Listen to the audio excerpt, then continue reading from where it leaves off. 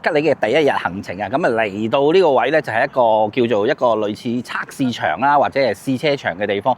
咁啊呢度亦都擺咗啲佢哋吉利嘅車系啦。今次試車咧都見到有好多唔同嘅車型啦。咁啊見到譬如而家響呢邊咧有啲吉利嘅車型啦，見到有 M9啦，就有啲極黑嘅車型響嗰邊嘅。今日咧就會進行一個試駕，咁啊亦都有唔同嘅車型會試駕嘅。好啦，咁啊除咗頭先私家車之外咧，咁啊呢邊亦都有啲商用車或者係 pick up 嚟嘅喎。係啦，咁其實香港都有嘅 Audi 8。嗯。咁啊呢個 Audi 8咪即係 Radius 咯。係啦 ，Radius。係啦，咁啊然後有部遠程啦，咁亦都有部哇呢個拖頭好型喎，麥加燈咁喎。呢個都係遠程嘅。係。好型嗰個 Zero Emission。係咩？咁呢個可唔可以試駕咧？勁，有試駕喎，喺度片嗰度喎，喺度咁大地方片。係啊，我想試駕呢個麥加燈。麥加燈睇變形咯。係啊，但係佢唔係 Megatron。OK。佢 Optimus。而家就上呢個拖頭上面去睇下先。哇！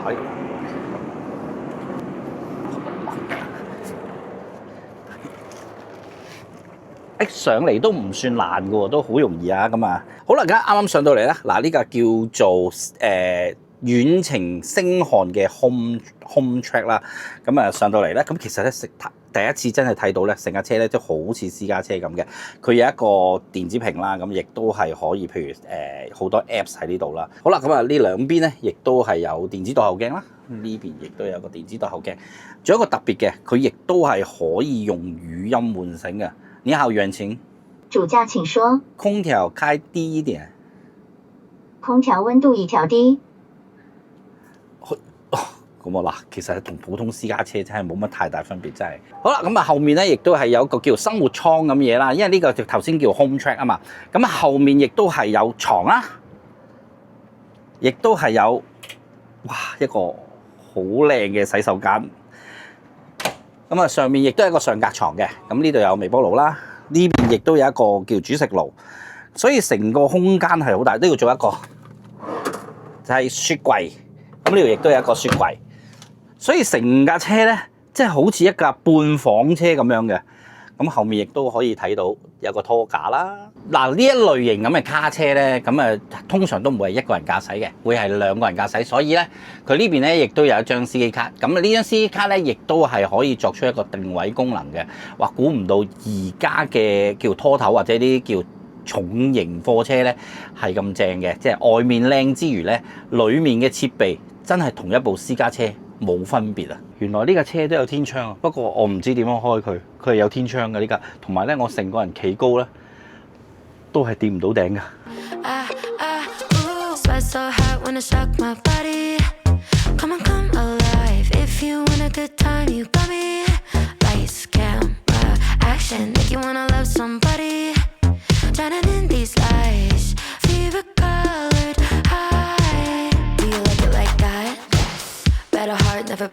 通常咧一系列試車活動咧都會上啲 B 揈嘅，咁我哋呢個帳篷咧就係上 B 揈用嘅，唔知 B 我哋啲咩咧？又係要你小心揸車啊！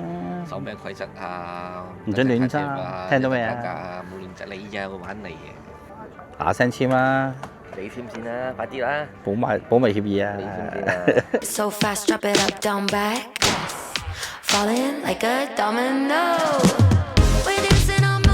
好啦，咁啊頭先我哋已經聽完 briefing 啦，咁啊而家我哋咧準備過去個試車活動啦。我哋首先我哋嘅 E 組啊，就去邊度先啊？我哋 E 組0至100係咪？係 high speed。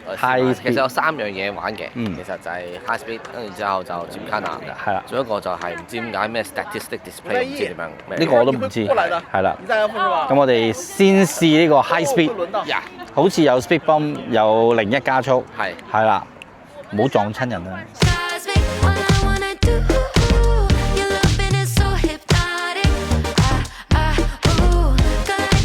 嗱，我哋今次嚟呢個咧就要試呢個嗱，首先係叫加速，然後急停車，然後咧亦都係會有啲 speed bump 去試下嘅。做咩？你準備好未啫？準備好。好啦，咁啊，而家試呢部咧就係9X。咁啊，首先第一個 section 咧就係試佢嘅加速，然後急 brake。Ready go。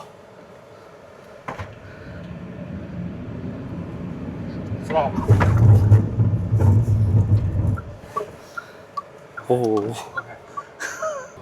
好，而家大約40度啦。佢嘅舒適性真係 OK 喎，智姐哥。好，咁啊呢個一個小微碌嘅測試。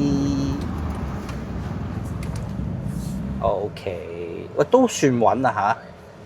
啱啱我哋試完啦，咁你又試錯，我又試揸啦。咁啊，其實齋上嚟咧，其實都表現佢嘅加速啊，然後佢嘅 brake 啊，同埋佢一個叫靈活性啦。咁啊，你坐，我講坐先，你坐覺得坐就覺得點啊？其實坐係舒服嘅，同埋最印象深刻就係嗱，因為咁大部車咧向前衝啦，因為衝我哋再頭先你再好重得逼嘅時候咧，如果好重嘅車嘅，其實一定會向前拉噶嘛。係啊。咁佢個轆都鎖得死嘅，因為你一剎車嘅時候咧，你好明顯 feel 到個轆即刻鎖死，咁大概一鎖死就咔咔咔咔咔 ABS 着咗啦。係啦係啦，咁佢唔會算係即係佢個衝力咧，一嘢掟出一個波掟出嘅時候咧，佢唔係話太過。即係向前衝得太犀利嘅，可以收得翻。係啦，同埋咧，我係其實有少少玩嘢嘅，我真係去到個加速咧，去到雪糕筒我先至急得 brake，因為架車始終有2噸幾咁重。其實如果你要夾硬收停佢咧，其實有啲難嘅，但係佢喺個迫力度，佢算柔嘅。係啦，佢唔會話令到你好辛苦嘅。急收嗰下咧係會的而且確係少少感覺唔係好夠收咁嘅，但係會令到乘客舒服先。係啦，即係若果你個 brake 再硬得滯嘅話咧，好多人向前衝咧，佢就會好辛苦嘅。佢就做到一個叫喺呢個叫 balance 點啦，剎車嘅 balance 點啦。咁頭先亦都係啦，咁啊亦都轉咗個 speed bump 啦。咁我就以一個時速大約40 km 嘅速度去啦。咁我都覺得啊，接受，好接受。係啦，因為你係坐嗰個啊嘛。即係佢冇向上跑得，即係佢唔係硬嘅。即係佢係火，即係佢係好柔軟，好似酷水咁樣火咁去嘅。咁所以咧坐喺做乘客咧，其實唔會話有跳嗰隻感覺。係啦，佢個避震都做得好好嘅。咁然後就係一個小型嘅微轆測試啦，都係大約30幾40公里左右啦。咁啊，大約急扭，但係我覺得呢架車咧就係能夠表現到佢個靈活性同埋佢嘅 handling 好好。係啊，呢架車唔錯啊，9X 啊。係啦，唔怪之你爭住試啦。冇所謂，香港會有嘅，所以就點解我哋今次嘅任務就係你試 9X 咁解。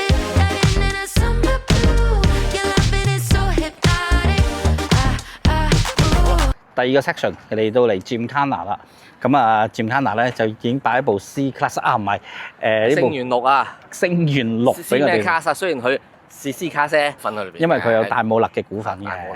大武勒嘅。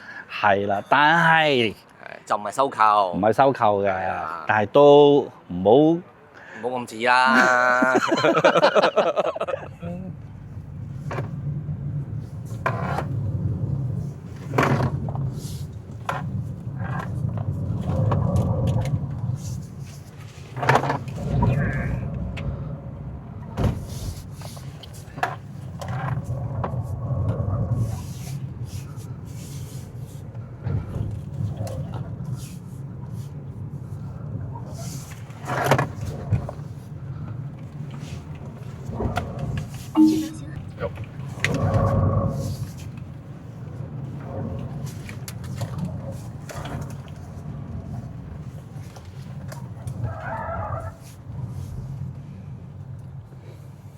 我哋啱啱試完呢架星元啦，星元6，係啦，咁啊嗱，你就揸咗一次慢㗎啦，咁你覺得架車點啊？嗰車好柔啦，即係好家庭向嘅，好舒服嘅，好柔和嘅話，咁但係你激烈衝嘅時候咧，就 feel 到佢真係有傾側好大啦，傾側好大，係啦，因為始終救唔翻架車。係，始終咧佢都係一架家庭車，同埋咧佢唔係以一個俾你咁極限去操控，即係我哋只要試玩下架車嘅 handling 啦，佢以偏舒適為主，但係佢又未去到話控制唔到嘅。譬如有啲急彎，佢可能即係要太快啦，即係要收翻慢。但係如果你話正常，好似頭先你咁樣，唔係話好快咁揸，其實我坐後邊算舒服嘅。係。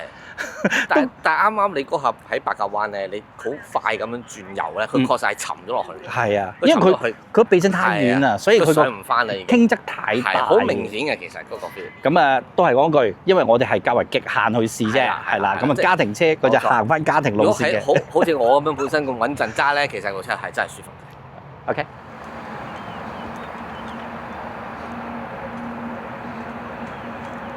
我想講領克啲車真係幾好揸。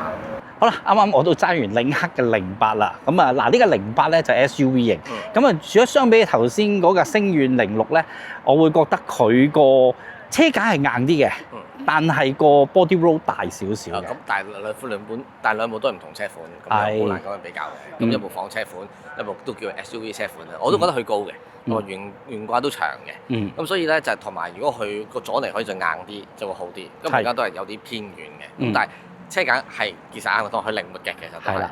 但係頭先阿師傅都話，佢係買送車嚟嘅。嗱，你點樣去 control 佢，唔好推頭，又要啱啱達到極限。頭先我就諗住玩呢啲啦。嗱，架車就真係 OK，幾靈活嘅。但係如果相比起嚟講咧，佢明顯再大少少嘅，真係會大多丟丟咁多啦。我哋嚟到最後呢個位啦，呢個位係第3 part 嘅活動，係一啲智能駕駛同埋一啲自動泊車嘅嘢。係啦，咁啊，你係點樣覺得？咁都係老生常談嘅嘢啦。咁因為其實智能泊車，我哋香港都成日試啦。咁啊，當然我唔知道佢有幾刁鑽啊。因為你知道佢最興就話呢個位咧幾咁刁鑽咧，我哋撳個掣咧都泊到嘅。你哋咧如果泊車唔好嘅咧，你哋好多手嘅，你睇下我個電腦一手泊到啦咁樣。咁啊，的而且確而家係好多電腦或者自動駕駛嘅都係比我哋方便嘅，即係比我哋醒目嘅喎。係啦，嗱，除非佢係好窄，跟住之後就喺兩架車中間，之後就角落位咁。但係而家寬幅係咁闊咧。我覺得咧，同平時我哋喺汀九停車場咧試個智能泊車冇分別。哦，咁啊好啊，咁啊我哋睇下人哋試泊啦，好唔好？好。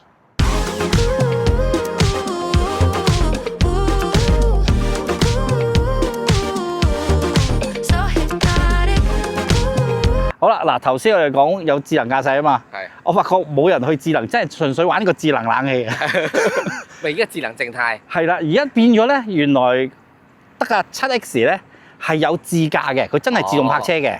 但係其他車咧，我見到好多人喺度真係靜態去介紹翻架車啦。因為好多都係外國嘅媒體咧，可能佢哋未有嗰款車出嚟，所以咧佢哋趁呢個機會即刻影晒啲車身啊、車籠啊，即係我哋平時做嘅一樣啦。咁可以理解嘅，佢都講。係啦。咁但係就即係智能泊車咧，佢哋真係冇事啦。咁即係好老實講，即係反而係咯，嗱個7X係真係準備咗佢哋自駕泊車嘅。係啦，咁但係佢哋都係冇啊，同我哋一樣咯，試乜鬼嘢？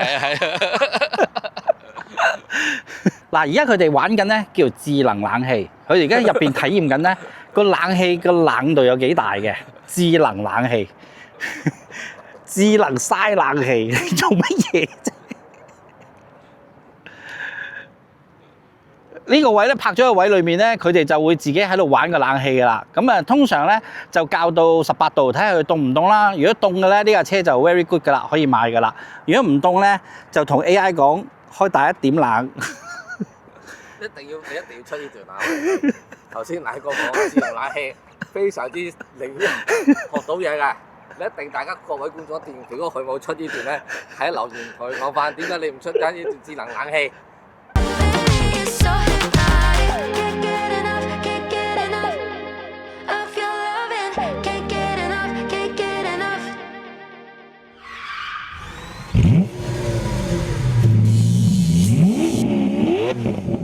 ？Yes.